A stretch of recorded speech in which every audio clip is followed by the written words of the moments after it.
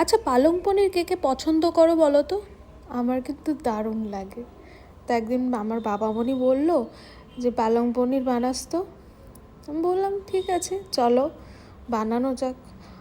আমি তো আর প্রসেসটা অন্যভাবে জানি, কিন্তু আমার মামনি বানিয়েছে। মামনিও কিন্তু অন্য একটা টেকনিকে বানায়, কারণ সবারই রান্নাবাড়ির পদ্ধতিগুলো আলাদা আলাদা।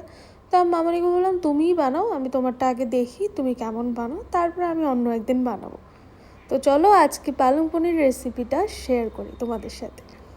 তো সবার প্রথমে পালং শাকটাকে কেটে ভালো মতো জলে ধুয়ে কাঁচা লঙ্কার সহিত, আর যদি পেঁয়াজ দিতে চাও তাহলে দিতে পারো, কিন্তু মামনি এখানে দেয়নি।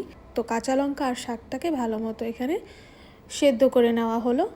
তারপর সেদ্ধ করে নামিয়ে নিয়ে এইখানে দিতে হবে ঠান্ডা জল। ঠান্ডা বলতে একদম ফ্রিজের যে বরফ জলটা থাকে সেটা তোমরা দিতে পারো। যদি বরফ জল না থাকে তাহলে একদম ঠান্ডা ফ্রিজের জল দিতে পারো। দিয়ে নিয়ে সেই জলের মধ্যে একটুক্ষণ চুবিয়ে রাখবে, তারপর জলটা ফেলে দেবে।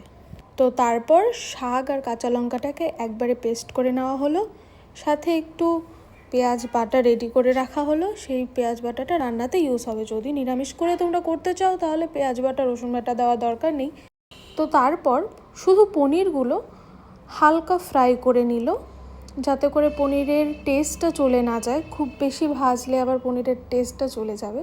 তো তার জন্য হালকা করে এখানে ভেজে নিল, উইদাউট লবণ, উইদাউট হলুদ গুঁড়ো। যদি তোমরা চাও তাহলে একটু হলুদ গুঁড়ো বা লবণ দিয়েও ভাজতে পারো, বাট মামনি এখানে এমনি এমনি ভাজলো আর হালকা করে ভাজলো।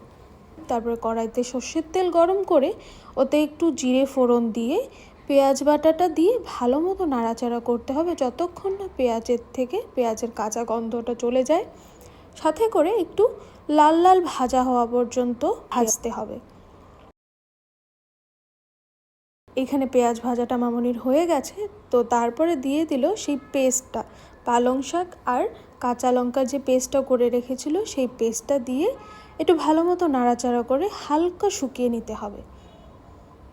তো তারপর এই পেস্টের মধ্যে একটু পরিমাণ জল অ্যাড করতে হবে। তোমাদের কনসিস্টেন্সি হিসাবে তোমরা জলটা অ্যাড করো, কিন্তু এই যে রান্নাটা, এই রান্নাটা কিন্তু একটু মাখো মাখো ভালো লাগে। তো চেষ্টা করবে জলটা একটু কম দেওয়ার। তো জল দেওয়ার পরে ভাজা পনিরগুলো এখানে দিয়ে দেওয়া হলো। তারপরে দিল স্বাদ মতো লবণ আর স্বাদ মতো চিনি। তারপরে শেষে একটু গরম মশলা ছড়িয়ে দিল। তো তারপর রান্নাটার একদম শেষে পরিমাণ মতো একটু বাটার ছড়িয়ে দিল মামনি। অনেকেই অনেক পদ্ধতিতে বানায় ঠিকই এই পালং পনিরের রেসিপিটা, কিন্তু জেনারেলি খাওয়ার জন্য বাড়িতে আমরা যখন খাই তখন একটু মশলা কম বা একটু হালকা ফুলকা খেতেই কিন্তু ভালো লাগে। খুবই একটা সিম্পল রান্না, কিন্তু খেতে কিন্তু দুর্দান্ত লাগে। তো একবার বাড়িতে বানিয়ে অবশ্যই ট্রাই করো। আর আমার এই রেসিপিটা ভাতের থেকে বেশি লুচি বা নান বা পরোটা, রুটি এইসবের সাথে কিন্তু ভালো লাগে। যার যেভাবে ভালো লাগে সেভাবে বানিয়ে খাও আর সবাইকে খাওয়াও। তো চলো দেখা হচ্ছে অন্য একটা রান্নার রেসিপিতে। টাটা।